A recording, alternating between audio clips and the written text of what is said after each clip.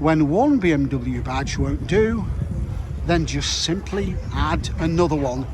This and many more spectacular cars here at Bicester Scramble. Keep watching.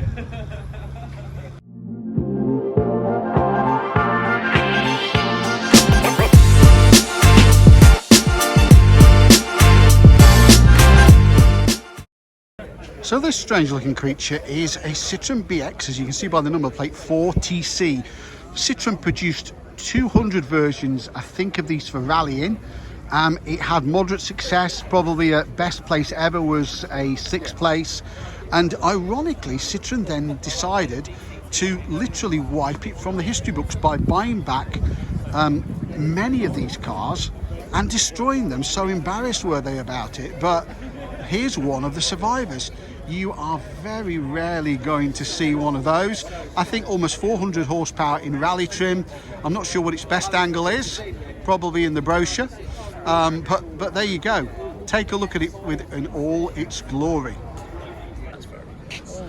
So prepared for the Top Gear trio to actually go to the Arctic was this lifted Toyota Hilux. Looks like it's the original car. Somehow it's made it a bit more unscathed than many Top Gear cars. I think there's a gun in case you come across any hungry polar bears, and plenty of storage space on the back. Well, the guys obviously made it back, and so did the vehicle. But a piece of modern era Top Gear history. Celebrating an incredible 50 years is the Fiesta, launched in 1976 at a pricey price of £1,856 for the basic model. This went on to be one of the best-selling Fords ever. They'd sold 1 million of them in 33 months, can you believe it? And actually it was the Britain's bestseller until 1982. So that was incredible. It just shows how far Ford had gone with that car. Now, production actually finished on these in 2023, and the Fiesta name currently is resting. Is it sleeping or is it dead? Who knows? That looks like we've got an American spec car next to it as well. And finally, we just have a look over here. Just try and get past the crowds. We have got the XR2 version there as well. Sorry, I'm struggling to get that one into shot, so we'll need to go around this angle and have a better look. The original incarnation of the XR2, and didn't we want one of those back in the day? So based on the Sylvian designated 240 RS, this was Nissan's effort to rally in Africa and the Middle East. And in actual fact, this vehicle's relatively low powered, probably maybe something to do with local fuel quality. It's 235 brake horsepower. Had an esteemed rally career, in still bearing the Datsun badges. Datsun name was still in use in many markets for quite a while afterwards. That's an incredible car, and it's got quite a competition history that'd be far too much to go through on this particular video, but it looks pretty damn cool, doesn't it? So built to support Peugeot's entry into rallying is this T16 Peugeot 205. Now it looks like a normal 205. I think they cut it in the middle. It's got a tubular space frame chassis. I think Juliez did the work for this. Far different to any normal 205. Probably the silhouette from the distances, but look at this.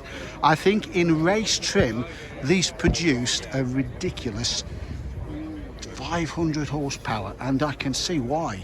But still in that pretty Pininfarina shape, developed originally as just a standard road car. It's such a pity that Group B had a very short life following the death of Henri Toivonen in a 205. In actual fact, the series only ran for 5 years.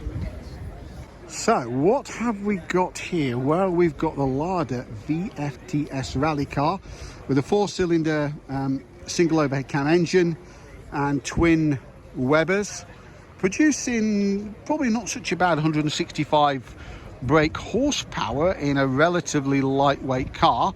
The Russians have been involved in rallying since the 60s with Moscovich, if I can say it, and Volgas, but this is the Lada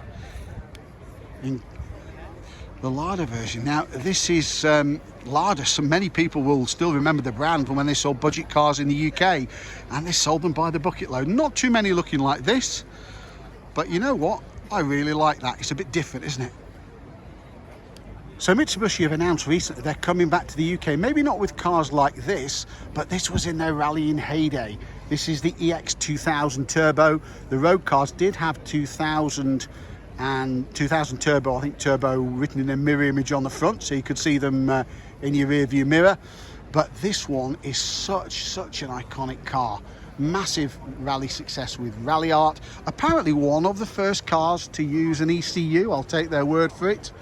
Got the 2-litre 4-cylinder single overhead cam engine, but wait for it, weighing as much as a couple of crisp packets, it's got 310 brake horsepower.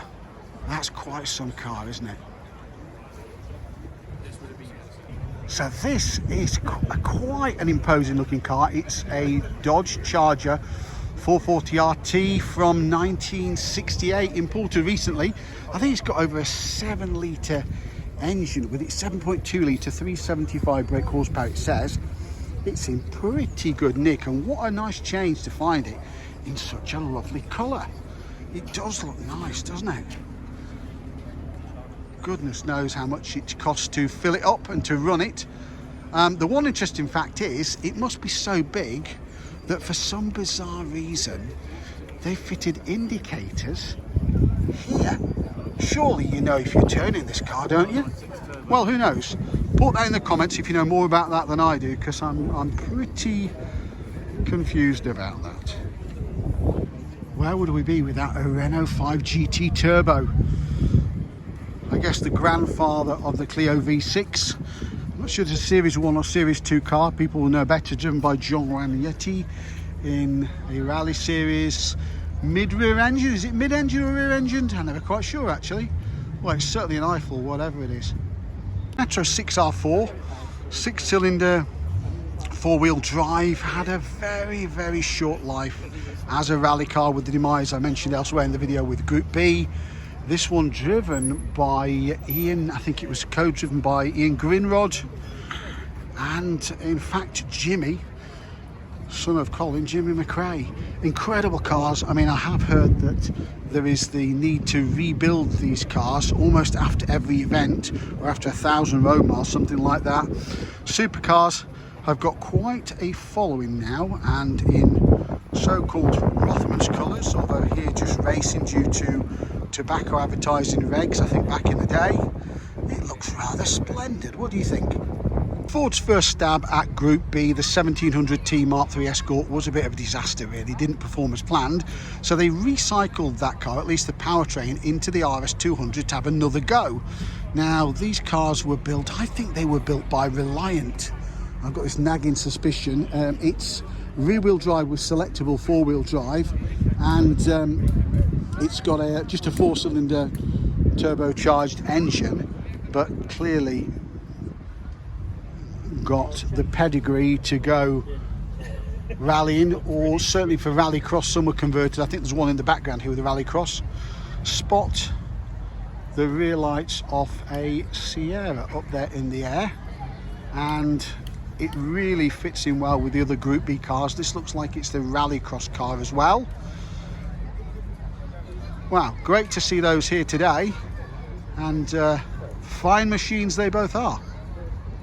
So we couldn't complete our Group B walk around without reference to the Audi Quattro, Quattro, but in short wheelbase format. Now, this was designed by a chap called Peter Birtwistle, who went on to work for Mazda, and this was some of his first work with Audi, I think. Well, I'm not sure how long he was there. And they basically chopped the centre section out of the car, made it shorter, made it a bit more agile, some would say more twitchy. Now that car looks, on the spoiler from it, in Pikes Peak spec. Road cars are rare. Road cars, I think they built a limited series, and I think they're about 500,000, something ridiculous like that. But we'll take a look at the back. I know you probably want me to have a look at that spoiler. Well, some people call it a spoiler, some people call it a dinner table, but what an epic car from that era of Group B. So this is the iconic BMW M1. So they did use the name later, but they had to call it 1M. There was a supporting race series for Formula One drivers. The car itself was partially developed, I think, built by Lamborghini. Now, Lamborghini were in huge trouble, and BMW actually had to bring the build of the car back in-house, so it did delay things quite a lot. They're pretty rare to see these days. Arguably, this is the start of the BMW supercar era, and if one BMW badge is not enough, why not have two, just to be sure? Well, irrespective, it looks absolutely incredible, doesn't it? So one for subscriber Matthew, shout out to you if you're watching. A 105 series Alpha. I think this one's got to be the GTV. I'm sure somebody will put it in the comments if I've got that completely wrong, which I probably have, so apologies. Many of these in the standard format destroyed on the Italian job. This one clearly is a survivor and a right-hand drive car, a Giulia Super, to give it its correct title. So continuing with a rally theme is an Opel Manta. These had, and you can see it's got Donegal written on the back, massive following in Ireland, especially their Tarmac series, and love the condition of this one. This one's very well turned out. I mean, when did you see the last road Manta? Never mind a Manta that was fit for rallying. Amazing car, love it. So this is a rather pretty peachy looking Audi 80 B1, I think. I'm scratching made on the back catalogue for this one. It's not been over restored, it's very honest.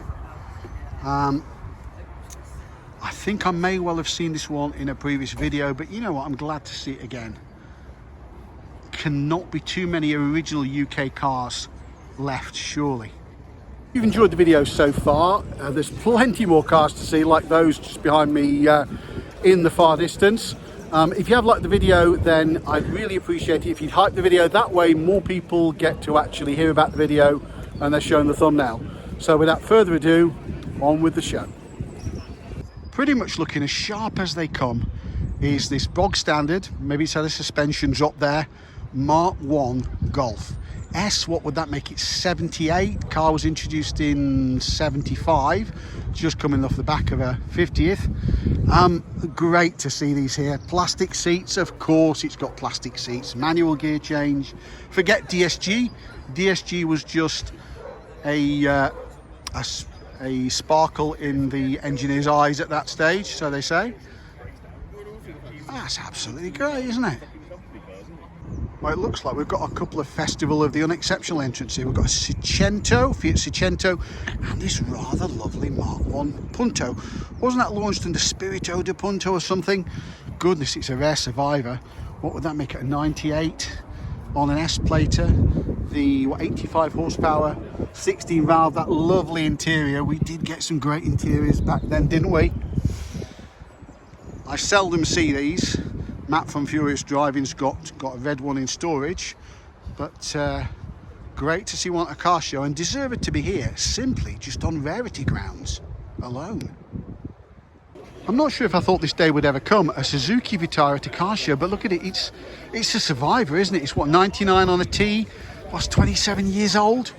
Now most of these have got the regulation wheel cover on the back showing two rhinos getting to know each other. This one is a bit more tasteful. It's got a pretty Japanese looking dinosaur. I think that's what it is anyway. Answers on a postcard, please. Suzuki Vitara, welcome to Bicester Scramble. So this time the 308 GT4 Dino does carry Ferrari badges. The first car didn't. A tribute to Ferrari's son who died, Dino. I'm not sure if they used the Dino name again. Lovely, look at the size of those wheels. They're just tiny. What are they, 14-inch rims? Yeah, just about to see it there. Great looking car. Starting to get appreciated, that 70s style rather than the 60s inspired predecessor. Lovely. Well, we like a bit of variety on this show, so why not have a P38 Range Rover? So these are starting to get a bit of a following after being in the bargain basement for many years. 4-litre petrol, 4.6 bored out with very thin cylinder walls and some issues there. This one is a so-called Vogue 50. Not sure how many of these they built. It's got a bit of that metro cab styling. I think the 422 perhaps was regarded as a bit better looking, but there you have it, a little bit of 4x4 variety added to the mix. So established by the Warclub brothers and celebrating, I think, 65 years just a couple of years ago, is Ginetta. Predominantly it is a race car rather than a road car, though you can buy it from the road. These are run by the esteemed Palmer Sport, so you can drive these on track. And the claim to fame is that Lando Norris started his career, or certainly progressed his career, in the Ginetta race series. What an incredible car. I think these are using the Z-Tech engine, stand corrected if I'm wrong, but race or road car, it is certainly an eyeful, isn't it? Also getting rare and very desirable, particularly with those steel wheels on, is this Citroen AX GT, and unusually it's a right-hand drive one. So many of these have been repatriated from Europe now because a lot of ours disappeared. I've driven them back in the day and they were pretty nimble. They don't weigh a lot. If I remember, I'll try and put the actual weight on the screen, or you can put it in the comments. And that combined with the power plant means that they are pretty agile and pretty fun to drive. Can you believe this design is 20 years old? Originally, the Audi R8 was launched with Audi's 4.2-litre V8 engine, and I think a few years after it, they decided, through their ownership of Lamborghini, that wasn't quite enough, so they'd bang in a Lamborghini Gallardo engine. This is the earlier V8. That was a V10 engine they put in there. I hardly think a V8 is lacking in power. Unbelievable to think it's 20 years since they launched that. Based on, I think it was the Le Mans concept, and then it evolved into a road car, and looks pretty sharp still today, doesn't it, 20 years later? So for sale at Mike Wheeler Dealers One Automotive is this rather nice Fiesta XR2i from 1992. I drove these at launch. They weren't that quick, but they were handled pretty well. Whether this one's worth 10 grand or not, I don't know, but what do they say? Find another. So if you want it, give Warn Automotive, just up the road from here in Warwick, a ring, and you can enjoy a Fiesta in its 50th year. It's always good to see and hear a Tommy Mackinnon Mitsubishi Lancer. That just pairs rather nicely, doesn't it? If you're going to get run over, is that the car to be run over by? Anyway, so that's a super late 5 Series, isn't it? E34 5 Series on the end plate. It's got the revised kidney grills that the later cars had. In fact, some of the first E39s were also on the N registration plate as well. So that would make it, as I say, a super late car. Got the parallel wheels. I thought they were later wheels that came on the E39. Really robust cars. You don't see too many about. This one is supposedly an M5. I know many of them have got M5 badges, but that one really does appear to be one. Oh, lovely, isn't it? Some lovely detailing in this modern day Morgan, that splitter at the back. Somehow they've managed to integrate the Morgan styling with a more modern approach. Pretty much the relationship between this and the earlier cars is nil, except for the styling direction. You haven't got that sort of cross-eyed look that some of the later Morgans had on the lights, and I can see a place in the garage, in my garage, for one of those. Just a lack of budget that probably would be the barrier, but it does look beautifully finished, doesn't it? Look at the, I guess, LED lamps. It does look rather nice. What do you think to that one, guys? Is that the sort of car you like to see in the videos? So this is a Rolls-Royce Silver Shadow. No, it isn't, I hear you cry. It's got Bentley badges. Well, bizarrely, it was actually started off as a Silver Shadow, was crashed, and then rebuilt into a a Bentley that had had a crash, and it's an endurance rally Bentley, believe it or not. Some more bizarre stories sometimes you find on these cars. And there it is. So the Rolls that isn't a Rolls, or the Bentley that isn't a Bentley, you decide. There you go. So this E38 5 Series is looking mean as hell. Now it looks like a Japanese import from what I can tell. 740i. These are one classy looking car. They're not worth a huge amount of money yet in the UK, but they represent fantastic value. And if this one really has come from Moranchi BMW, and it's got some of the Japanese stickers on, then maybe it's future-proofed. Looks fantastic, doesn't it, with those rims on? What do you think? So viewers of the channel may remember this Rough Roads Engineering 911 Safari project, as they called it. It was here last year, but let's have a look at the car that's in the background. So not content with doing that to a 996 and doing a pretty good job, a lot cheaper than Porsche's Dakar, they've done it to a K&S with this Rothmans, can we say Rothmans anymore, livery. Doesn't it look fantastic? I don't know if they've got plans to produce those. It's got a bit of a lift, it's got some proper knobbly tyres on it. I think that looks absolutely mint. And if you think about the cost of these Cairns now, they're not actually that expensive to use as a base car. Wow, that really stands out, doesn't it? What do you guys think? Would you tick the box and have one of those? So depending on how much money Santa bought you for Christmas, then maybe you could stretch to one of these. It's a GT2 Stradale Maserati, 3 litres, 640 horsepower, and a top speed, wait for it, of 201 miles an hour. And I think the 0 to 60 is 2.8 seconds, it said. That is quite an eyeful. And you can say you've got a Maserati. Well, you can also say that for a 3200 GT at a fraction of the price, but even so, it's a pretty special looking car. I guess the carbon alone, the cost of the carbon alone would buy you many cars, many new cars. But there you go. If you want a Maserati, maybe that's the one for you. So this ADO 16 is a Riley Kestrel. Is that probably the last time they used that bird's name on a car? Maybe.